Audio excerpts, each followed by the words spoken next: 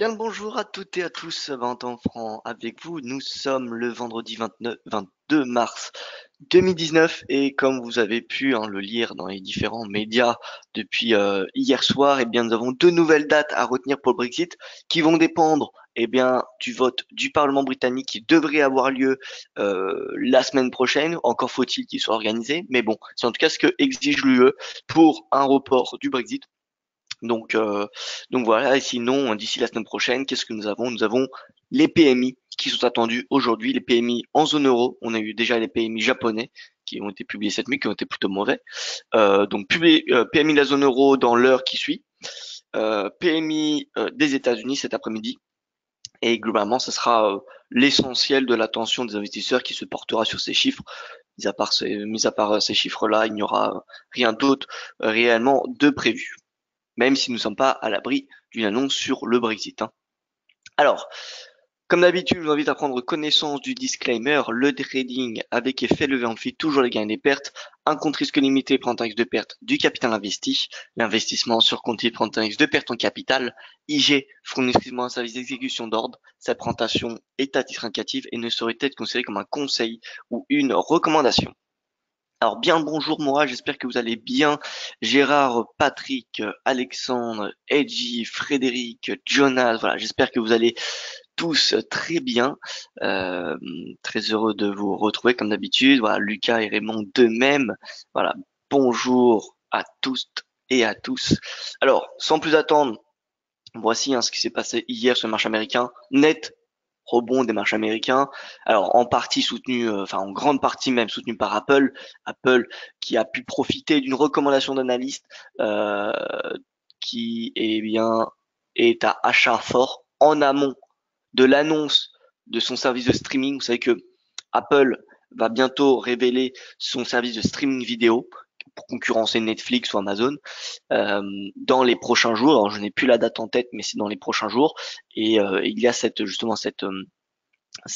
entreprise d'analyse qui a passé sa recommandation de achat à achat fort de l'action Apple. Donc Apple qui pèse plus de 900 milliards de dollars et qui bondit de 3,7%, vous imaginez bien que ça fait un bond forcément sur tous les indices américains. Donc S&P qui progresse, mais si on regarde c'est surtout les techs, plus 1,52%. Et voilà. Et le VIX par contre, ce qui est assez surprenant, c'est que le VIX, malgré cette hausse de 1,52%, eh bien le VIX a progressé. Donc ça, c'est pas vraiment, c'est pas un signal non plus baissier parce que c'est qu'un jour, mais c'est un signal qui est assez intéressant. Ce matin, qu'est-ce qu'on a? Eh bien, on a tout qui est dans le vert. Le yen, le gold, le Bren, le Nikkei et le MSCI Asie et le Japon. Globalement, voilà, je dirais qu'on a un léger appétit au risque. Je dirais surtout que voilà, on a une baisse du dollar, ce qui justifie le rebond de l'or, le yen qui est globalement l'équilibre, d'accord. Et par contre, le Nikkei et le MSCI Asie et Japon qui sont dans le vert. Donc moi, je m'attends plutôt à l'appétit au risque aujourd'hui, même si voilà, on va rester prudent, ça va beaucoup dépendre des PMI. Les PMI qui ont un impact sur la psychologie des investisseurs quand même, puisque les PMI, c'est un indicateur avancé qui permet d'évaluer d'une façon assez précise l'évolution d'un PIB. Donc forcément, puisqu'on sait que le ralentissement de l'économie mondiale, c'est un facteur vraiment pesant sur le moral des investisseurs en ce moment. Si on a des PMI décevants, ça va contribuer à cette déception, alors que si les PMI ressortent meilleurs qu'attendus, ça va au contraire justifier de l'appétit au risque. Donc au niveau du calendrier économique, comme je vous l'ai dit, alors calendrier économique. Alors tout d'abord, on a eu l'IPC, regardez, l'IPC japonais ressortir en baisse, ralenti, 0,20% malgré tous les efforts de la BOJ, l'inflation, l'indice des prix à la consommation est de seulement 0,20%. Bon, ce qui est bien, c'est que l'inflation corps est supérieure. Elle est à 0,4. Alors comment ça se fait que l'inflation corps est supérieure à l'inflation normale? Eh bien, ça veut dire que finalement, c'est les produits volatiles comme l'énergie, comme les cours de pétrole qui ont pesé sur l'inflation. Donc l'IPC corps, il est à 0,4. Mais bon, 0,4, c'est extrêmement faible. Avec tous les efforts qu'a donné voilà la BOJ, qui met en place la BOJ depuis maintenant plusieurs années, c'est vraiment mauvais. Au niveau de l'indice PMI flash manufacturier, on peut voir qu'il ressort à nouveau en contraction, puisque le précédent c'était en dessous de 50. Au mois de mars, c'est également en dessous de 50. Donc c'est plutôt mauvais pour le PIB du Japon, hein. Enfin, en tout cas, ça donne voilà un avis plutôt décevant. Ensuite, nous aurons, comme vous pouvez le voir, de 9h30 à 10h, et même si on affiche voilà, les publications avec un faible impact comme le PMI français, comme le PMI italien, euh, eh bien c'est de 9h15 voilà, à 10h. De 9h15 à 10h, nous aurons les PMI en zone euro. Bon, les plus importants sera ceux de la zone euro, hein, puisque voilà, ça, c'est une moyenne du tout. Donc PMI, la zone euro, qu'est-ce qu'on attend? Alors le manufacturier, alors zone euro, voilà. Manufacturier 49,5, donc en contraction également. PMI service 52,7. PMI composite 52. Voilà. Ensuite, nous aurons à 13h30 l'indice, l'indice des prix à la consommation au Canada, attendu, vous voyez, à 1,4 sur un rythme annuel. Et ensuite, 14h45, les PMI des États-Unis. Voilà. Et je vais vous faire voir un graphique qui me semble assez intéressant.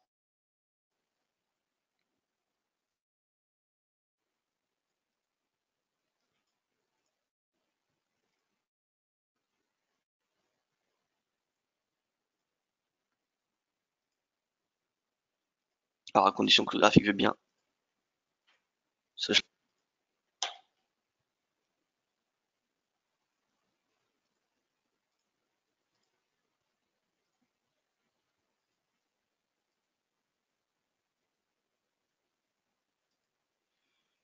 C'est en train de charger, ça prend un peu de temps, je ne sais pas pourquoi. Donc je vais recommencer à répondre aux premières questions. Alors Philippe, bonjour, léger appétit. Le Nasdaq est sur des records, non, mes indices américains sont très volatiles en ce moment. C'est normal que le VIX bouge. Vous comprenez? Alors, oui, les indices bougent. En tout cas, le VIX, c'est pas la volatilité, c'est pas la TR, hein. Le VIX, c'est la volatilité implicite. En fait, c'est la volatilité sous-jacente sur les options. D'accord? C'est ça qu'on appelle la volatilité. Non, faudrait dire la volatilité implicite quand on parle des marchés actions, mais c'est pas la TR, hein. Voilà. Donc le Nasdaq, non, il est pas sur des nouveaux records, le Nasdaq, hein. En tout cas, moi, mon indice Nasdaq ne l'est pas. Si on regarde le Nasdaq ici, il n'est pas à des nouveaux records. Il s'y approche, mais on n'y est pas encore. Alors, ce que je voulais vous faire voir, c'est les PMI un peu dans le monde, en fait. Donc, je vais me mettre sur celui du Japon.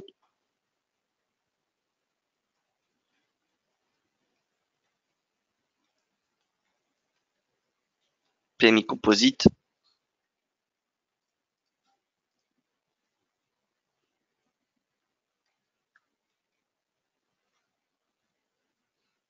Et on va afficher celui de la zone euro, puisque celui des États-Unis est encore en contraction. Mais en fait, ça va nous permettre d'avoir une tendance, finalement. Donc, composite PMI. Bon, regardez les composites, les indices PMI composites qui regroupent activité manufacturière et activité des services. Donc en zone euro en noir et en bleu, eh bien c'est celui au Japon. Donc celui au Japon, il est en contraction, vous voyez. Le composite, attendez, japonais. Alors c'est bizarre parce qu'il n'est pas affiché en contraction ici. Alors je vais vérifier sur le calendrier investing. Ah oui, parce qu'on a eu que le manufacturier, excusez-moi, on n'a pas eu le service. Et donc on n'a pas le composite. Il me semble que le service au Japon, il est publié la semaine d'après. C'est pour ça. Donc là, on n'a pas la donnée du mois de mars. Mais en tout cas, on voit que en zone euro, on a un PMI qui est voilà, plutôt décevant. En tout cas, qui est en baisse. La tendance est baissière, c'est le plus important. C'est ce qu'il faut retenir finalement. Tendance baissière sur la zone euro. Et on va regarder celui en Chine.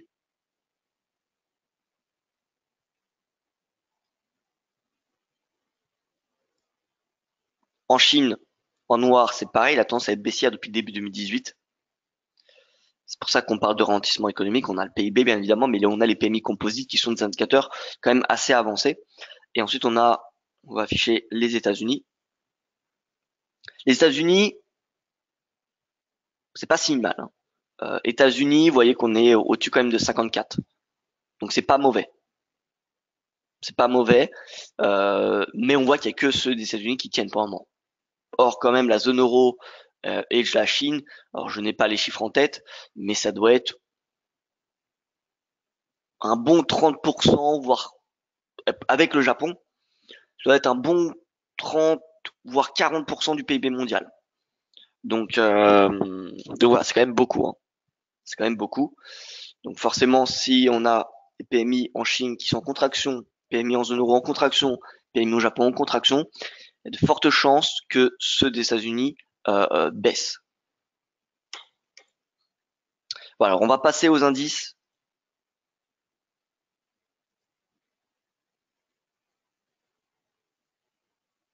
Alors, beaucoup de questions en ce moment. Alors, comment tu vois l'or? Alors, je vais y venir sur l'or. Je commence sur les indices et ensuite je vais passer à l'or. Je sais que l'or, c'est beaucoup demandé en ce moment. Donc, je commence par le S&P 500. Alors, déjà, on va regarder nos indicateurs de risque. Le VIX, le VVIX. VIX, toujours la divergence. Maintenant, vous voyez qu'une divergence, ça peut durer longtemps. Et tant qu'on n'a pas de clôture du RSI au-dessus de 50, bien, la divergence, elle n'est pas exploitable. Donc, pour le moment, c'est prudence. Wait and see. Le VVIX, vous voyez qu'on avait eu un breakout et finalement, on l'a réintégré. D'où l'importance d'attendre une validation du breakout. Donc là, cassure, on va dire, invalidée. Cassure invalidée, on peut s'attendre à un retour du VVIX proche de ses plus bas du mois de mars. D'accord? Au niveau de cette force relative, qui monte les valeurs non essentielles contre les valeurs essentielles, eh bien, on peut constater qu'on a une nette hausse. Donc là, on est revenu en haut du range. La question, c'est de savoir est-ce qu'on va sortir par le haut. Si on y sort par le haut, ça sera un signal positif pour l'appétit au risque. D'accord? Un signal positif, du coup, pour les marchés actions. Donc voilà, tout va dépendre de la cassure. Tout va dépendre de la cassure. Ensuite, on peut peut-être regarder le MSCI World, qui est assez intéressant, hein. C'est l'indice le plus élargi, l'un des plus élargis au monde. On en a un encore plus élargi qui intègre les émergents, mais là il est déjà bien comment dire élargi, comme donc c'est un bon baromètre. Eh bien on voit que bien il est haussier, hein. Pour le moment il est haussier, il n'y a pas de quoi s'inquiéter, en tout cas pas en daily. En 4 heures non plus, vous voyez qu'on est revenu au plus haut pré-Fed. Pour le moment ça reste boule sur les marchés actions, et de toute façon à l'image du S&P. Je rappelle, hier, on avait regardé le S&P, on avait vu une divergence, et sur le CAC, on était dans un canal. Eh bien, finalement, vous voyez que malgré le fait qu'on a une divergence qui est toujours en place, tant que le RSI ne passe pas sous 50, la divergence peut continuer à se creuser. Elle peut continuer. On peut avoir des nouveaux sommets sur le prix et des sommets de plus en plus bas sur le S&P. C'est qu'une fois que le RSI passe sous 50 qu'on augmente nos chances de succès.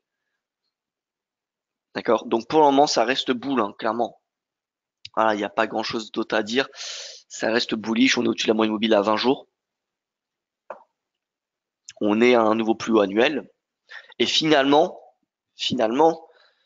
alors, je ne sais pas si on peut dire qu'on a une épaule tête-épaule, mais dans l'esprit, regardez, une épaule, une tête, une épaule. Sauf que cette épaule, elle est un peu petite. C'est un peu le problème. Mais bon, vous voyez que dans l'idée, on a une épaule tête-épaule. Je sais pas si on peut l'accorder.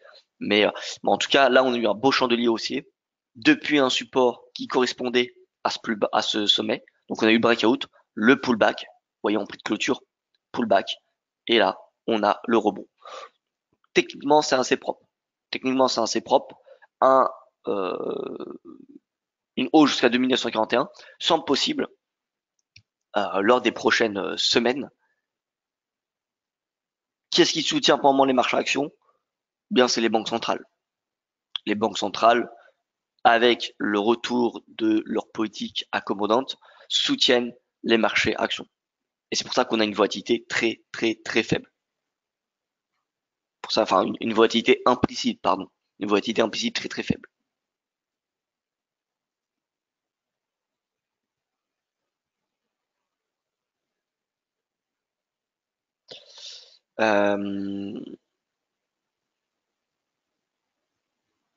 Alors, Crédit me dit bonjour, pas vu d'épaule tête-épaule et où est l'autre épaule sur S&P? Alors, c'est à, c'est comment dire, c'est à débattre. Je suis pas sûr que, enfin, dans l'esprit, on a une épaule, une tête et une épaule. Mais bon, cette épaule est un peu petite. Mais en tout cas, on a une ligne de coup, on a une résistance. Et le fait qu'on a dépassé cette résistance, qu'on a fait le pullback et qu'on a un chandelier comme celui-ci en hausse, bien pour le moment c'est boule.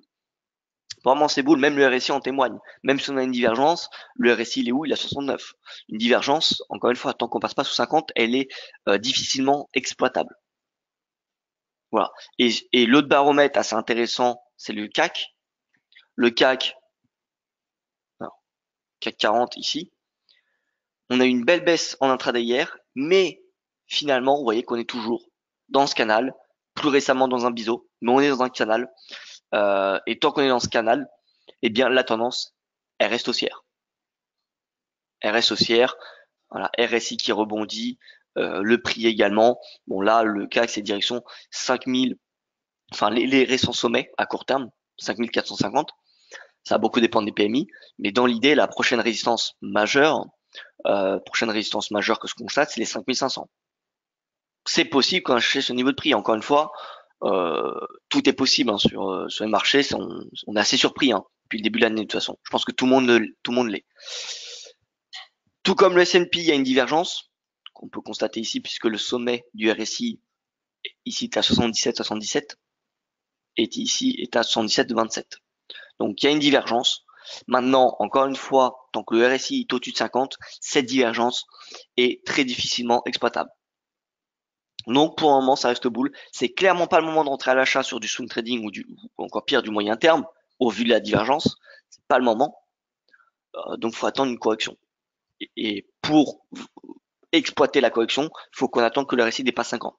Donc là pour le moment sur les indices, très clairement, moi en swing trading, je suis en attente de signaux baissiers. Et dès qu'il y aura des signaux baissiers, ce sera le moment, des signaux vraiment concrets. Encore une fois, je me répète, mais le RSI, lorsqu'il passera en tout 50, ça sera un signal concret pour moi. Et ce sera le moment d'anticiper une correction. Pas forcément une correction entière de cette hausse. Hein. Moi, je n'envisage pas. Hein. C'est pas ce que j'envisage. Mais au moins, au minimum, une correction de 38%. Ça me semble le minimum. C'est sain, une correction dans une tendance. Ça permet d'assainir les excès.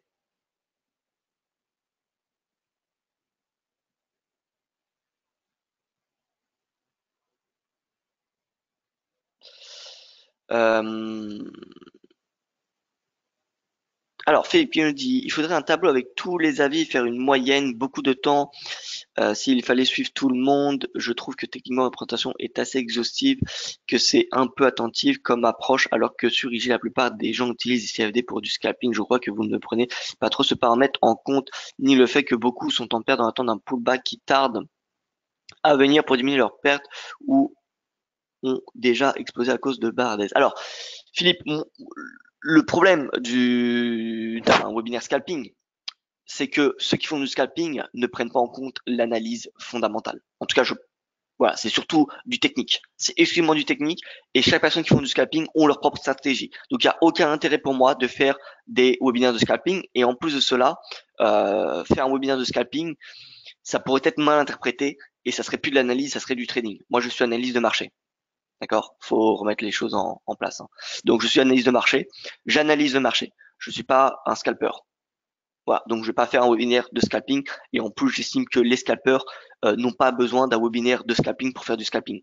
Parce que si on est scalper, on a sa propre stratégie. Voilà.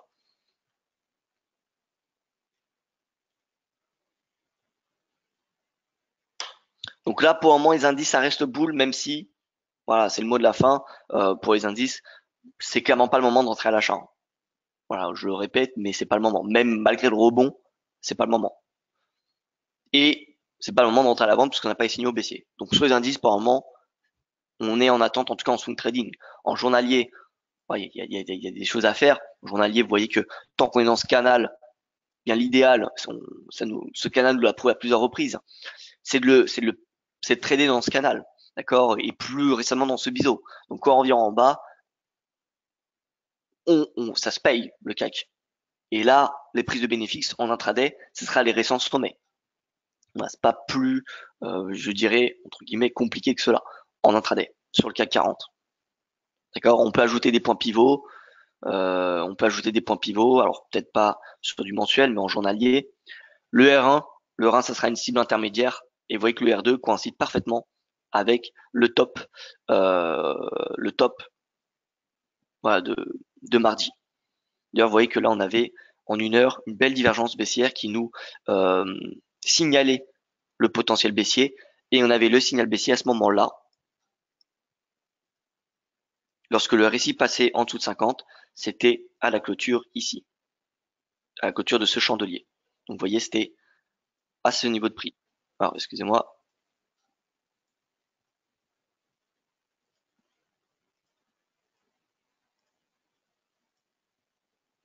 Voilà, donc c'était à ce niveau de prix le signal. Donc vous voyez, on peut croire que attendre la clôture du RSI 50, c'est trop tard.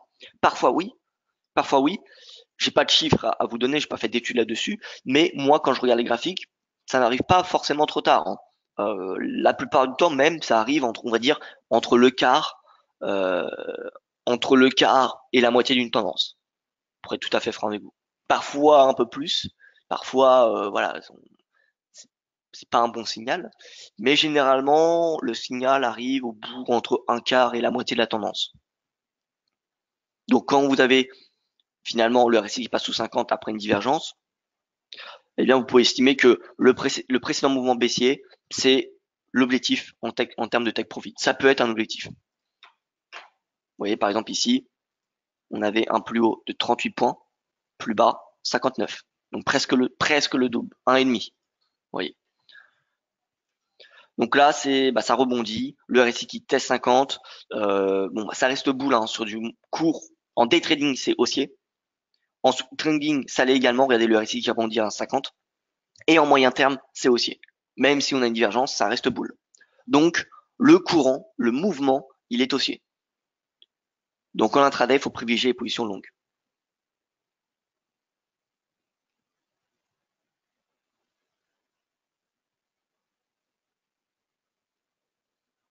Alors, je me dis pas d'accord avec le dernier commentaire que vous avez lu. Pour scalper, les bons de connaître la tendance de fond pour scalper dans le sens du marché tout en ayant une valeur de point élevée. Voilà, je suis plutôt d'accord, moi aussi également avec vous, Crédit. Euh, je suis plutôt d'accord. Je pense que connaître la tendance est important, euh, que vous soyez scalper, day trader ou peu importe. Après voilà, chacun a ses opinions. De toute façon, c'est un peu la richesse du trading. Euh, voilà. Donc on peut scalper à contre-tendance et être gagnant, c'est ce que vous voulez dire. Pas forcément. Enfin oui, oui, tout à fait. Encore une fois, moi je préfère pas tout mettre dans une case, hein. Je veux pas dire que trader à contre-tendance fera de vous un trader perdant. Pas- voilà, j'ai pas, je vois pas qui peut le dire, qui peut l'affirmer. Personne peut l'affirmer. Parce que je suis persuadé qu'on peut trouver des personnes qui tradent à contre-tendance et qui sont gagnants. Donc moi, je vais pas vous affirmer qu'il ne faut absolument pas trader à contre-tendance. Mais logiquement, c'est plus compliqué de trader à contre-tendance que de trader dans le sens de la tendance. Voilà. Et donc le scalping, je pense que c'est mieux, et même le day trading, de le faire dans la tendance de fond.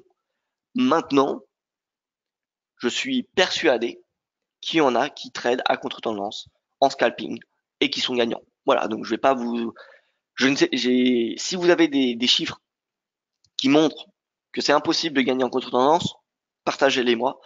Euh, moi, en tout cas, je ne les ai pas, donc c'est pour ça que je préfère pas vous affirmer des choses, juste pour vous affirmer des choses. Voilà. Question, DFX appartient à IG? Oui, DFX appartient à IG depuis un peu plus de 2 ans maintenant, 2 ans et demi.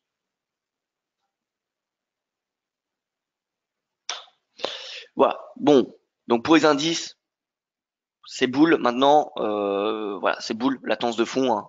À l'image de ce canal haussier, je pense qu'on est tous d'accord que le mouvement, il est haussier. Donc, si vous faites du scalping ou du day trading, le courant, il est pas vraiment bullish. Maintenant, à moyen terme ou en swing trading, il y a des belles divs sur les indices. C'est pas le moment de les shorter, puisqu'on voit qu'une div, ça peut durer, voilà, ça peut prendre beaucoup de temps à avoir une influence sur le prix. Mais une divergence, ça vient juste alerter sur le fait que on a plus le moment, enfin, on a une perte de momentum, alors que le prix continue. Rappelez-vous, moi, parfois, je répète cette image. Euh, euh, c'est un peu le momentum, le RSI. C'est un peu comme si vous étiez sur un vélo et que vous pédaliez. Donc, vous emmagasinez de l'énergie, de l'énergie. Alors, je ne sais plus, j'ai plus le nom en tête précis. De l'inertie, voilà. vous emmagasinez de l'énergie, pardon, et si vous arrêtez de pédaler, eh bien, il y a l'inertie qui va prendre le relais et vous allez continuer, d'accord, à avancer. Donc, vous allez continuer à avancer, mais votre vitesse, elle va diminuer puisque vous ne pédalez plus. Ben, c'est pareil le momentum. Le momentum, c'est presque le même, voilà, c'est cette image qu'il faut avoir en tête. Dès qu'on a une peur du momentum, c'est pas forcément un signal baissier, comme on le voit ici. C'est un signal d'alerte. On va perdre de la vitesse, mais on peut continuer à monter. Philippe qui nous dit qui est connu pour le scalping chez DailyFX. Alors alors en France DailyFX France, nous ne sommes que deux et on fait pas voilà, on fait pas de scalping donc personne. Maintenant, on a des ressources éducatives sur internet, sur YouTube, parce qu'il y a des personnes qui sont passées chez DailyFX et qui ont fait du scalping. Et il y a également des articles, une série d'articles éducatifs sur le scalping. Ça s'appelle Guide Scalping. Vous allez sur DailyFX, vous recherchez Guide Scalping dans la barre de recherche et vous trouverez une liste d'articles. Voilà. Et les vidéos, c'est sur YouTube, oui, des vidéos sur le scalping. Alors, j'ai pris beaucoup de temps à parler du CAC et du S&P, donc on va aller un peu plus vite et parler au niveau de l'or. Donc, l'or a été beaucoup pénalisé hier par quoi? Un, par l'appétit au risque. On l'a vu avec le marché action américain qui a progressé. Et deux, par le rebond du DXY. Vous voyez que le rebond du DXY, on a été plutôt bon hier, puisque le DXY a fortement progressé, ce qui a pénalisé l'or. Maintenant, l'or, il reste dans une configuration qui reste haussière. Regardez sur du horaire, c'est beau, là, on a des sommets et des creux de plus en plus hauts, on est tous d'accord. 4 heures, c'est pareil. 4 heures, c'est pareil. Donc, finalement, les pullbacks, ça se paye. On n'a pas le momentum qu'on souhaiterait pour rejoindre les 1340, je suis tout à fait d'accord avec vous. Mais voilà, l'or, ça reste haussier. On n'a pas de signaux vendeurs pour le moment. Le RSI est même passé au-dessus de 50 récemment. Donc ça, c'est une bonne chose. On devrait voir une accélération du mouvement haussier normalement. On passe au-dessus de la moyenne mobile à 20 jours. Donc ça aussi, c'est un point positif.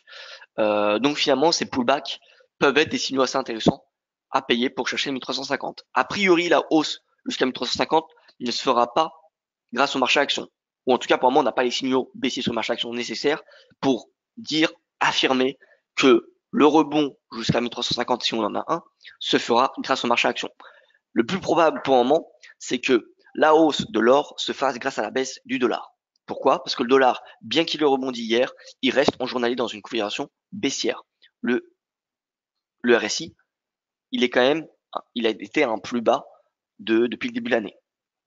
Alors certes, le prix a rebondi sur un moyenne mobile à 200 jours, qui correspond également à cette oblique. Donc forcément, on a un rebond, hein, c'est un puissant niveau de support.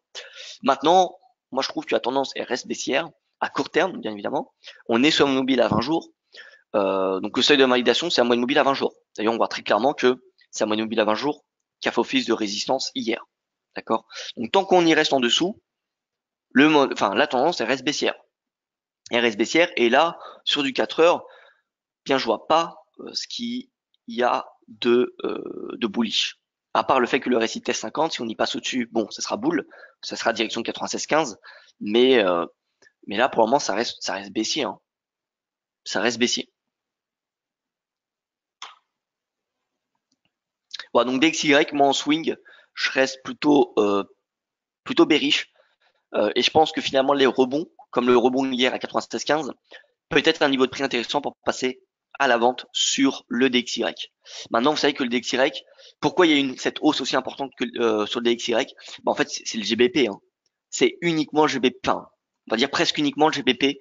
Il y a eu le rachat de position après la chute du DXY à la suite de la Fed, mais c'est surtout la chute du GBP hier en raison de ce qui s'est passé au sommet européen que on a eu cette hausse du DXY. Parce que vous savez que le GBP, c'est, il me semble, hein, de tête, c'est 15% de l'indice. Donc voilà. Donc forcément, là, finalement, ce qui influence le plus le dollar à court terme, le DXY plutôt, pour être précis, c'est le Brexit. D'accord? Qui dit un Brexit dit baisse du GBP et donc hausse du DXY. Voilà, le cas qui me dit GBP c'est 12%. Merci pour la précision. Donc qui dit un Brexit, c'est vente du JBP et le marché va pas se couvrir sur l'euro, d'accord? Ou en tout cas beaucoup moins que face au dollar. D'accord. Quand on vend du GBP, en raison du Brexit, on va plutôt se positionner sur du dollar ou sur du yen. D'accord. L'euro, peut-être, pour les Européens, et encore, vous voyez. Donc, baisse du GBP, c'est baisse des devises majeures face au dollar. Et d'ailleurs, là, on vient d'avoir un bond du GBP, du DXY. L'euro qui est en baisse, alors on a des PMI décevants, à mon avis. Les PMI, regardons-les. On a eu les PMI allemands, 9h30. 9h30, voilà. Composite, 51,5. On n'est pas en contraction, mais le manufacturier, le manufacturier. Regardez comment il est catastrophique. 44,7. Alors que le marché attendait un petit rebond. 48. Alors là, c'est le pire depuis, ah oui, c'est extrêmement négatif. Le pire PMI manufacturier depuis 2012. Pire PMI. Bon, c'est le prévisionnel, hein. C'est prévisionnel. Mais quand même, le pire depuis 2012. Ah, ça, c'est négatif pour l'euro. Ah, le dollar, du coup, dollar, bah là, c'est direction 96,15, hein. Là, on va pas vendre les 96,15. Vu le PMI, celui de la zone euro, il va décevoir. Là, on va dépasser 96,15, là, le DXY. Il y a de fortes chances qu'on aille chercher 96,60 à la suite de ce PMI. Alors, un avis sur l'OSI. Alors, j'y arrive. Alors, Philippe qui me dit, va taper guide scalping d'un coup sur Google. Merci, j'espère qu'il y a des choses que je ne maîtrise pas et qui ne fait pas deux pages. Alors guide scalping, c'est pas sur Google, c'est là-dessus. Vous voyez, on a une barre de recherche guide scalping. Voilà, on a des guides. On a une série d'articles sur le scalping que je vous invite à lire. Voilà. Alors, Lucas qui dit Michael Boutros d'EliFX en anglais fait des webinaires scalping. En effet, il fait des webinaires scalping. Donc, si vous voulez parler anglais, Michael Boutros pourra vous aider là-dessus. PS, le gars qui n'est pas d'accord avec mon commentaire a le droit, mais c'est juste un avis constructif que je partage pour les gagnants sur le marché. Alors, oui, encore une fois, Philippe, tout le monde a ses commentaires et c'est pour ça que je préfère pas mettre, voilà, un indicateur ou quoi que ce soit des marchés financiers dans une case. Quand vous me dites, oui, le scalping correspond au swing trading pour les niveaux de marché, donc on peut scalper à contre-tendance et être gagnant, c'est ce que vous voulez dire. Tout à fait. C'est pas parce qu'on a contre-tendance que on peut pas gagner sur les marchés. Maintenant, ça semble plus compliqué, théoriquement, mais c'est pas impossible. Alors au niveau du Brexit, excusez-moi, j'en ai parlé au début du webinaire, mais je n'ai pas dit les deux dates. Donc en fait, on a l'UE qui a proposé au Royaume-Uni de quitter l'UE le 22 mai, au cas où l'accord de retrait serait approuvé par le Parlement, ou alors de le quitter le 12 avril si l'accord était rejeté pour la troisième fois. Donc en fait, la semaine prochaine, Theresa May va proposer au Parlement, mais il faut qu'il soit faut qu'il soit accepté par le leader de la Chambre des communes, qu'il accepte de faire revoter les députés cet accord de divorce. Si cet accord est approuvé, il y aura un divorce le 22 mai. S'il est rejeté, ça sera hard Brexit le 12 avril. Voilà.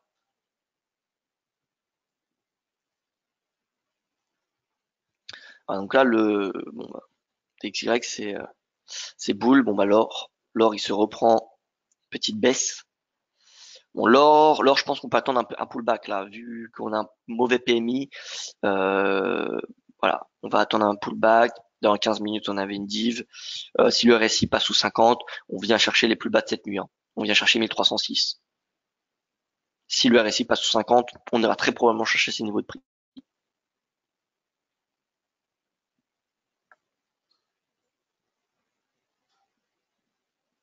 Lucas qui dit très boring, blue rose, plein de lignes partout, forcément, une va tenir, je préfère les vôtres. Alors, alors, moi je ne tape sur personne, mais en effet, Lucas, Boutros trace énormément de lignes. C'est vrai, je suis tout à fait d'accord. Ok, merci. Oui, c'est proche le 12 avril, et après, si c'est accepté. Alors, justement, si l'accord de divorce est accepté, le Brexit se fera le 22 mai, pas le 12 avril.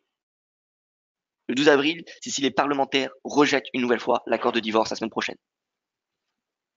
Donc 1340 l'or, oui, c'est toujours d'actualité. 1340, maintenant, vu les PMI, c'est clair que c'est pas aujourd'hui qu'on devrait avoir un rebond de l'or. Parce qu'un rebond de l'or nécessitera soit une correction des marchés actions, enfin une hausse de la volatilité implicite, sauf que le retour des banques centrales pour un moment atténue, enfin même fait chuter cette volatilité implicite. Donc pour un moment, on ne peut compter à court terme en tout cas, que sur le dollar. Sauf que le dollar, là en intraday, il s'apprécie en raison des décevants PMI de la zone euro. Voilà. Donc voilà. Donc c'est clair que c'est pas aujourd'hui qu'on va avoir une hausse majeure de l'or. Maintenant, voilà, on a des divergences sur les indices. Donc c'est probablement pas aujourd'hui qu'on va avoir une correction des indices, mais il y a un moment ou un autre où les indices devront corriger, devront liquider, où les marchés vont prendre des bénéfices, tout simplement. Pas forcément être pessimiste, mais prendre des bénéfices. Pour le moment, on n'a pas de prise de bénéfices. Donc il y a un moment ou un autre où on va avoir une correction. C'est clair. Donc il faut simplement attendre, pour moi, que le RSI passe sous 50. Et dès que ça passera sous 50, on va avoir un regain de volatilité implicite. Et là, l'or l'or va vraiment bondir à ce moment-là. En tout cas, il y a de fortes chances qu'il bondisse à ce moment-là. Alors, je passe sur le Forex. Donc, l'eurodoll, bon, bah, l'eurodoll, 1,13, ça y est, retour à 1,13. Regardez ce chandelier, le PMI.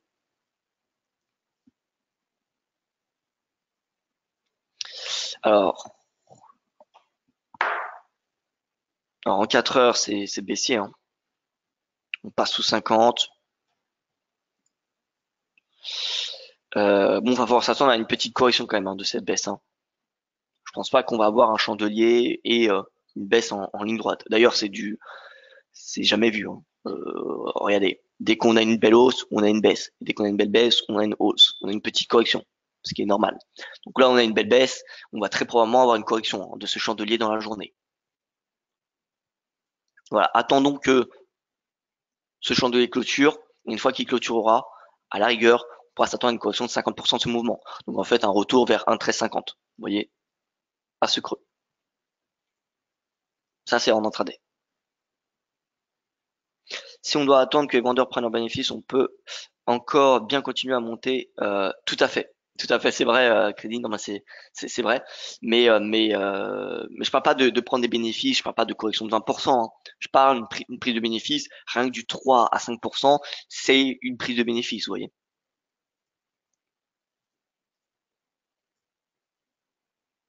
Ouais, donc là, pardon, l'euro, retracement de Fibo, vous voyez qu'on retrace 50% de cette hausse. Donc si on passe en dessous, on ira chercher 1,1280.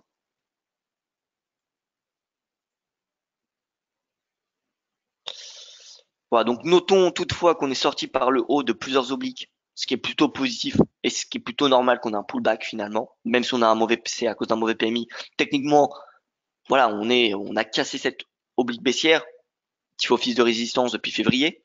On est sorti par le bas de ce canal que j'ai pas tracé, mais regardez, canal baissier. Donc voilà, il n'y a rien de non plus enfin, cette baisse n'a rien d'inquiétante. On a fait une hausse de 250 pips en ligne droite en l'espace d'une semaine, une semaine et demie.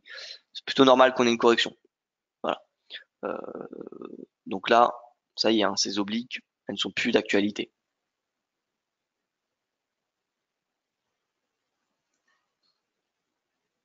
Alors au niveau du GBP, bon, GBP c'est un peu sport en ce moment.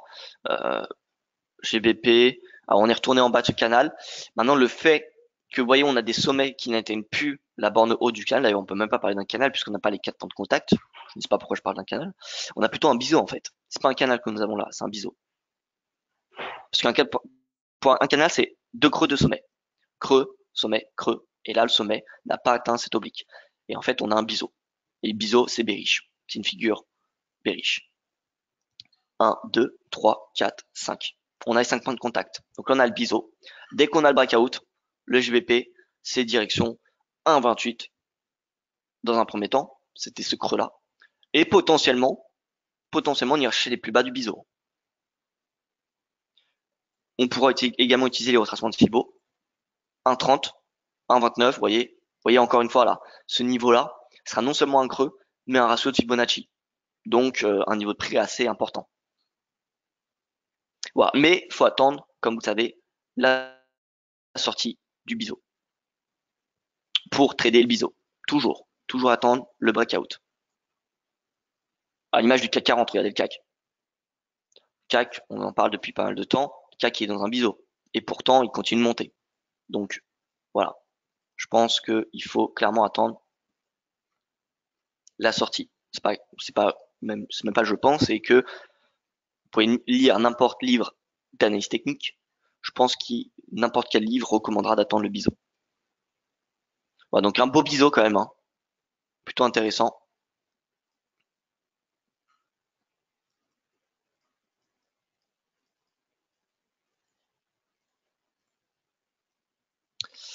Voilà, donc beau biseau 1, 2, 3, 4, 5. Et d'ailleurs, vous voyez que même ce sommet n'a pas réussi à atteindre le haut du biseau. Donc c'est-à-dire que la pression vendeuse s'accentue de plus en plus. Finalement, on est en train de faire comme un arc, vous voyez. Je n'ai pas d'outil d'arc, enfin je n'ai pas un tracé pour tracer un arc, mais on est en train de faire vous voyez, quelque chose comme cela en fait. Donc voilà, faut attendre le breakout, et dès qu'on aura le breakout, on aura le signal baissier. Et dès que nous aurons le signal baissier, on pourra chercher un retour à 1,28. Voilà, en journalier, peut-être qu'on a une divergence. Non, on n'a pas de divergence. Pas de divergence. Le RSI qui teste 50, ça aussi c'est assez intéressant. En weekly, par contre le weekly, sur le weekly il est bullish. Mais bon, voilà, un retour à 1,29, ça me semble clairement possible, hein. C'est pas non plus dramatique, c'est un retour à moyenne mobile à 20 semaines, hein, quasiment. Et il y a également une paire que je voulais regarder, qui m'avait été demandée par un auditeur hier, c'est le GBPUD. GBPUD, on avait une divergence qui est validée. Donc, ça y est, on a le signal baissier sur le GBP face au dollar australien. Et là, on a une belle marge enfin, on a quand même de quoi anticiper une belle baisse. Si on utilise les ratios de Fibonacci, 38%, ça serait un objectif intermédiaire, mais vraiment un objectif assez intéressant, je pense, c'est les 1,80. C'est un seuil psychologique, c'est également un ratio de 50% de Fibonacci, donc ça sera clairement un niveau de support à surveiller. Voilà. On pourrait peut-être aller chercher plus bas qu'un 80, mais en tout cas, ce support, il sera important à surveiller. Il ne faudra pas le sous-estimer, au vu de ce que ça représente. Donc voilà, là c'est scénario baissier. GBPUD, GBPUD direction 1,80. Donc 500 pips potentiellement.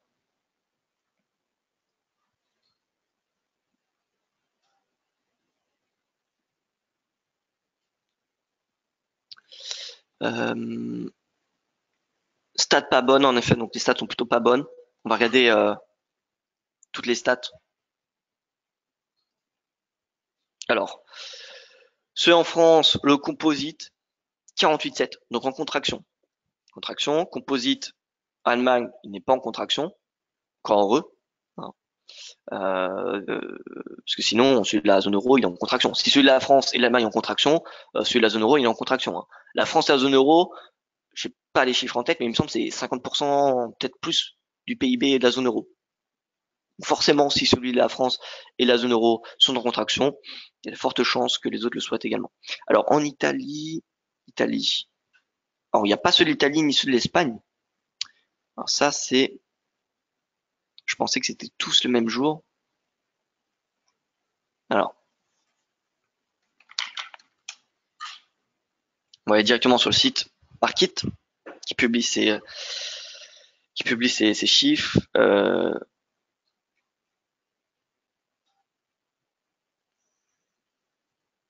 Alors, PMI Market, voilà, Market Economic Press Release. Donc Germany, France, Japon. Ah non, donc on n'a pas celui de l'Espagne ni de l'Italie qui seront probablement la semaine prochaine. Spain. Donc Spain, donc on voit c'est le 1er avril. 1er avril. Ah, c'est dans 10 jours. 1er avril et Italie. Italie pareil, 1er avril. Ok, donc il va falloir attendre une dizaine de jours pour l'Espagne et l'Italie. D'accord. Bon bah du coup nous devrons attendre un quart d'heure hein, pour le PMI Composite. Bon je vais pas attendre ce quart d'heure avec vous, mais voilà, c'est ce qu'il faudra surveiller. J'ai pas eu idée, je joue avec le pivot mensuel 1,84, 90, si clôture, pas de baisse à mon avis. Peut-être, en effet, ensuite c'est tout un ratio, enfin, Il y a des signaux baissiers, il y a des signaux haussiers. C'est toujours faire un compromis entre les deux. Chacun, de toute façon, a sa stratégie. Mais en tout cas, le fait qu'on a cette divergence, c'est un signal baissier quand même important. Divergence et surtout le fait qu'on clôture sous 50. Maintenant, oui, le pivot mensuel, je ne l'ai pas regardé. Pivot mensuel, ça pourrait faire office de support. En tout cas, si on passe en dessous, si on a une clôture en dessous, ça sera un nouveau signal baissier.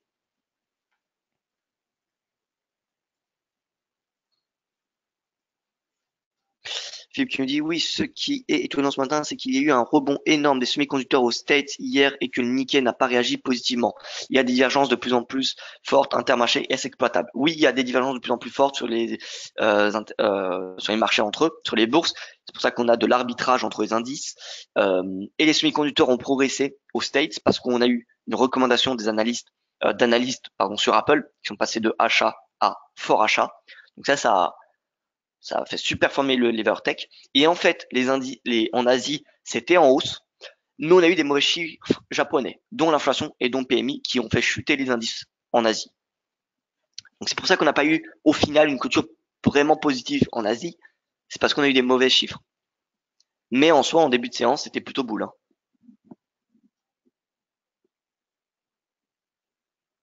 Euro sous 1,13, nous dit Lucas. Ben voilà, ça y est, l'euro passe sous 1,13. DXY où il en est. DXY, vous voyez, il dépasse 96,15. Ça y est, hein, ça c'est. On voit des champs de comme ça, je me dis même qu'on pourrait retourner à 96-17. 97-16. Voilà. 4 heures. Ouais, c'est boule, hein. C'est bien boule. Affaire à suivre hein, pour le DXY. Et pour l'euro, voilà. Ça a beaucoup dépend du PMI composite de la zone euro, je pense. Et du PMI des États-Unis, parce que rien ne nous dit que le PMI composite sera bon. Hein. Alors je continue avec l'USD Yen. L'USD Yen, on a eu le rebond. Rappelez-vous hier ce qu'on parlait. Hier matin, on était proche des 110, on était proche de ce support. Et nous avions parlé d'un potentiel repli à 110-78 pour retourner à la vente. Et regardez ce qui se passe. Ça y est, on repasse à la vente. Le dollar qui est en hausse, mais pas face au yen. C'est-à-dire que là, on a clairement de la version au risque. Là, on a de la version au risque parce que le yen surperforme le dollar. Donc là, l'USD yen, ça se vend. Là, l'USD yen se vend à 110-78, ça se vend, l'USD yen. D'accord? Risque de 40, pour chez 48, c'est pas énorme. Mais ça, c'est le premier objectif. Vraiment, les possibilités sur le yen sont assez importantes sur du moyen terme. Sur du swing trading moyen terme, on peut clairement aller chercher, je pense, 108. 108,50, pardon. 108,50, ça fait 200 pips. Donc là, 200 pips, ça devient vite intéressant avec un stop d'une quarantaine, voire même d'une cinquantaine de points. Voilà, donc l'USD yen, la CBR. Hein. Regardez en plus, le RSI, magnifique. Magnifique le RSI. Regardez ce beau retournement. On a une oblique. Info breakout qui vient de nous dire qu'on a une fragilité sur le momentum haussier. Enfin, le breakout, le vrai breakout. Et là, on passe sous 50. Ça y est, là, c'est la baisse de l'USD yen. Baisse de USD yen jusqu'à, encore une fois, comme je vous l'ai dit, potentiellement 108,50. En tout cas, c'est l'objectif de fond.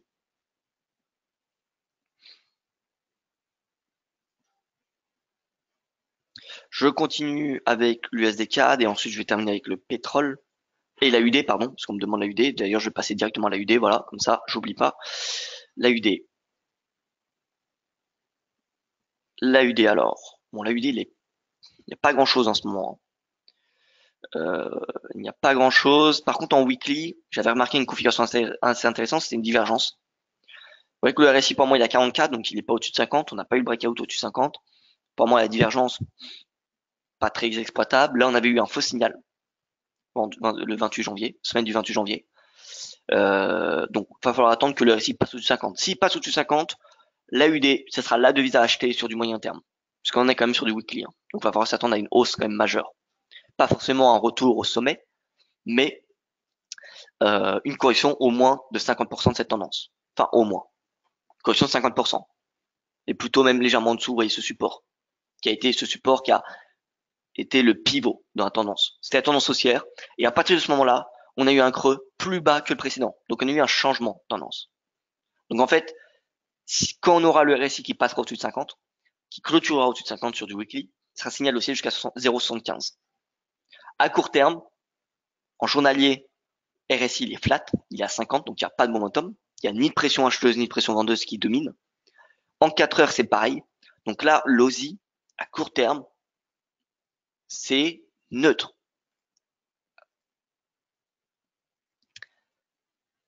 Alors Lucas qui nous dit avec une récession mondiale. Ah, alors non. Ah, très bonne question. Enfin, très très bonne en effet. Non, avec une récession mondiale, l'AUD, enfin en tout cas, a peu de chances de surperformer le dollar. Très peu de chances. Clairement, s'il y a une récession mondiale, la devise à payer, c'est le yen. D'accord. Donc oui, c'est clair que si on a une récession mondiale, l'AUD ne sera pas forcément la meilleure devise à payer. Maintenant, moi, ce que je regarde, c'est l'analyse technique, avant tout. L'analyse technique. L'analyse technique, c'est, je rappelle, les marchés financiers, qu'est-ce que c'est? C'est les anticipations. C'est pas la situation actuelle, c'est les anticipations. Donc, si on a une récession, ça a déjà été intégré dans les prix. La plupart du mouvement a été intégré dans les prix. Le marché, c'est toujours l'anticipation. Donc, c'est pas parce qu'on a un signal, imaginons, demain on a une récession, mais que le RSI hebdo mais le RSI hebdomadaire de l'OSI bondit, honnêtement, je porterai beaucoup plus d'attention au RSI hebdo que le fait qu'on ait une récession. Alors, justement, Powell parle de GDP à 1,8%, en effet. On a eu la Fed, projection en plus des 2,1% du PIB. On a la Maison Blanche qui prévoit, alors j'ai plus les chiffres en tête, mais c'est du 3,5%. Bref, aucune, enfin, on n'a aucune idée vraiment du PIB qu'aura, que fera les États-Unis en 2019. Ça va de 3,5 à 1,8, donc du simple au double. Donc voilà, on ne sait absolument pas.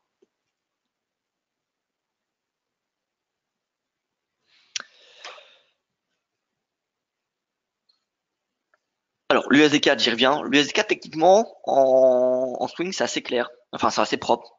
Double top. L'objectif n'a pas été atteint. Mais on revient en ligne de coup. Donc, pour le moment, c'est pas invalidé. Et là, on a le rebond. La question, c'est de savoir, est-ce qu'on a un rebond? C'est une correction de cette baisse et qu'on va avoir un nouveau mouvement baissier? Ou est-ce qu'on est parti pour, comment dire, pour aller à 1,36? Pour le moment, c'est compliqué à dire. En tout cas, il semblerait, un pseudo-canal, même s'il doit encore être validé, puisqu'on n'a que 3 points de contact, un sommet, un creux. Donc ça, c'est le même creux, hein, puisqu'on n'a pas de sommet entre ces deux creux. Donc un sommet, un creux, un sommet. Donc peut-être qu'on est en train de faire un canal. Peut-être. Donc ça sera affaire à suivre. Bon, en tout cas, voilà. La tendance reste haussière pour le moment. D'ailleurs, on avait une belle divergence, regardez. Là, ça a été confirmé ce soir. Jeudi matin. C'est dommage que je ne l'ai pas vu. Mais regardez cette belle divergence. Magnifique. Tous les creux sont de plus en plus hauts. Et là, enfin, pas tous les creux, mais presque tous les creux sont de plus en plus bas. Donc là, c'est signal haussier. On fait le pullback. Même à ce niveau de prix, je dirais que c'est intéressant de payer. On a eu le signal à ce niveau. Alors, à 8 heures jeudi, donc à ce chandelier. Donc là, on peut s'attendre au double de ce mouvement à peu près.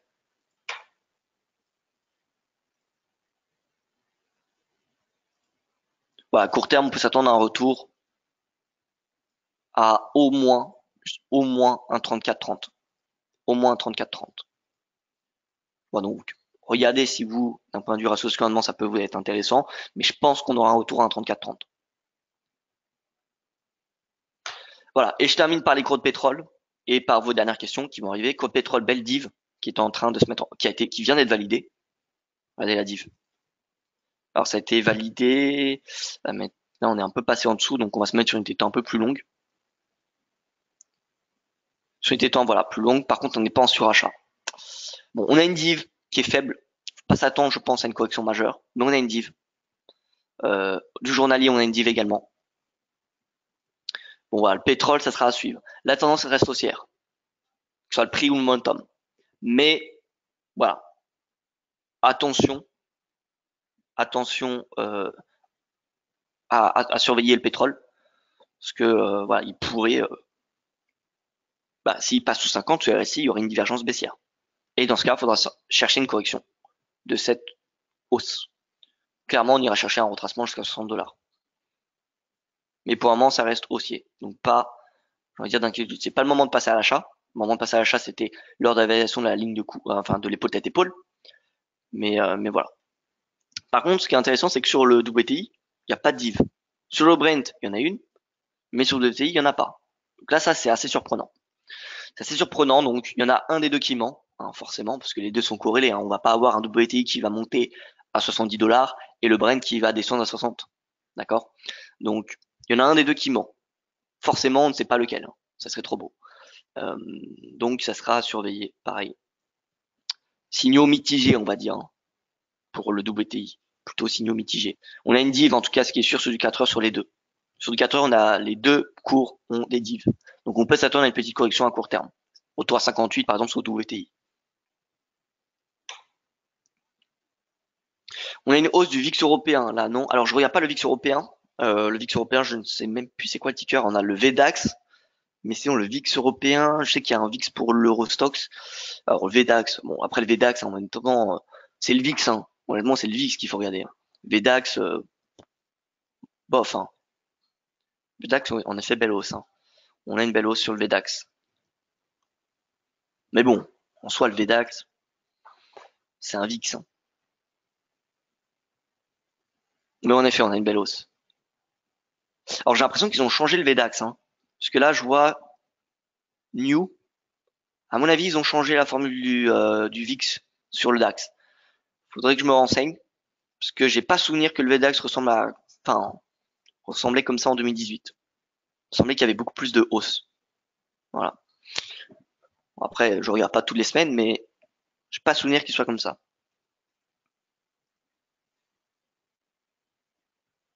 Vous avez mentionné le MXWO, le MSCI World, qui est le ticker de l'autre que vous avez mentionné. Alors, c'est le ACWI.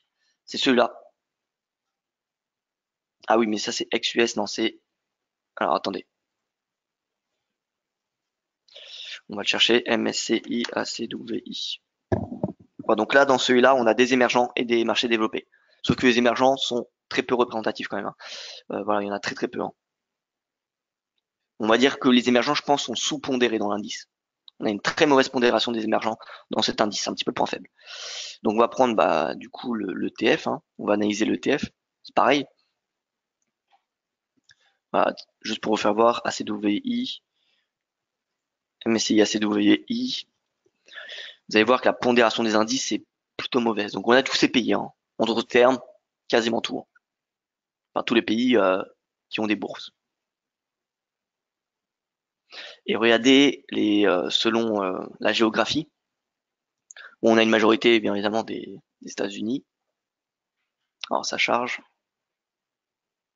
Par exemple, la Chine dans cet indice, il me semble, c'est que 3% de l'indice. La Chine, 3%. Donc c'est pour ça que MSCI va augmenter également la part des actions chinoises dans les indices. Parce que 3%, 3,6%, la Chine. La Chine est beaucoup plus important voilà, qu'on soit clair. Hein. La Chine, d'un point de vue économique, est beaucoup plus important que la France, que le Royaume-Uni ou que le Japon. D'accord? Alors je dis pas que ça doit être comme les États-Unis, mais ça doit être au moins du 15%. Vous voyez? Donc c'est un peu le problème. C'est que voilà, finalement, on a des marchés développés, des marchés émergents, mais les émergents sont mal représentés dans cet indice. Mais bon, il est quand même plus large, cet indice, il est plus complet. Et là, par contre, on voit qu'il est beaucoup plus en retard hein, par rapport au MSCI World, qui est proche des sommets historiques. Le MSCI World, il est à 1 ou 2% de ses sommets historiques. Là, c'est pas du tout le cas. D'ailleurs, belle analyse technique. Hein. Là, par contre, regardez l'analyse technique. Très très propre.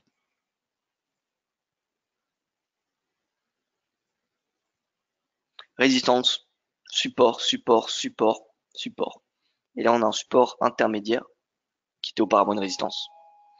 C'est assez propre hein, au niveau technique.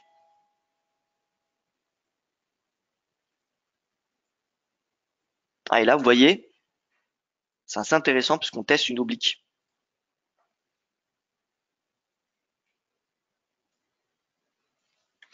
C'est assez intéressant. Bon, en tout cas, on n'a pas de signaux baissiers pour le moment. Mis à part qu'on teste une oblique, on n'a pas de signaux baissiers en daily. En 4 heures non plus. Voilà, donc pour le moment, il y a rien d'inquiétant. Mais on voit qu'il est beaucoup plus en retard. Hein. MSCI World, à titre de comparaison, il est proche de ces niveaux-là. D'accord? Bah, je vais vous le refaire voir. Donc, vous voyez que c'est ACWI. ACWI, pardon. Ça, le MSCI World. Donc, vous voyez, il est proche de ses sommets.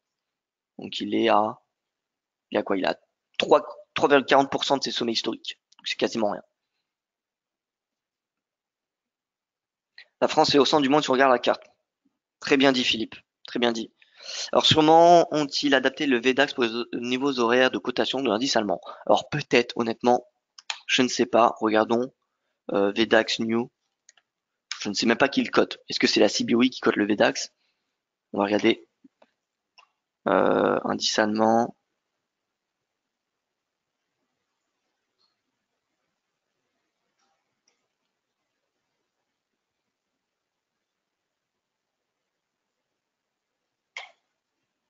Alors c'est peut-être la bourse de Francfort.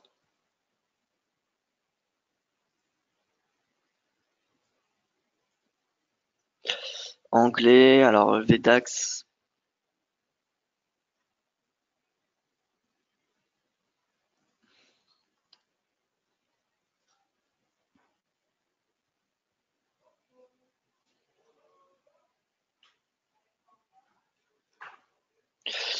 Bon, faut que je me renseigne. Faut que je me renseigne. Je reviendrai vers vous. Je reviendrai vers vous dès que j'aurai plus d'informations sur ce VDAX. Alors, Philippe qui me dit le CAC est en train de sortir de votre canal daily. Alors, regardons le CAC et ensuite je terminerai là-dessus parce que sinon on va rester toute la journée ensemble. CAC 40, on est en train d'y sortir. Attention, pas se faire piéger par les faux breakout. Mais en effet, nous sommes en train d'y sortir. Juste, je regarde les PMI composites de la zone euro puisqu'ils sont sortis. Je les ai pas regardés. Composite 51,3. Donc décevant. Hein. Décevant. C'est pire que le mois dernier. C'est pire que la prévision qui attendait un rebond. Le manufacturier, il est en contraction. Et regardons, c'est pas le pire. Le pire, on l'a eu vous voyez, en janvier. Mais on voit quand même que c'est assez bas, hein, quand même. Hein. Sur le maximum, vous voyez, c'est les plus bas depuis 2014. Hein. On est proche des plus bas depuis 2014. Donc c'est pas non plus, on est en légère hausse par rapport en janvier, mais c'est pas non plus fantastique. Voilà donc pour ce point de marché. Écoutez, moi je n'ai rien d'autre à rajouter. Merci pour votre attention, pour votre participation surtout. Et je vous souhaite, écoutez, une excellente journée, un excellent week-end. Soyez prudents sur les marchés et je vous dis à lundi pour ma prochaine revue.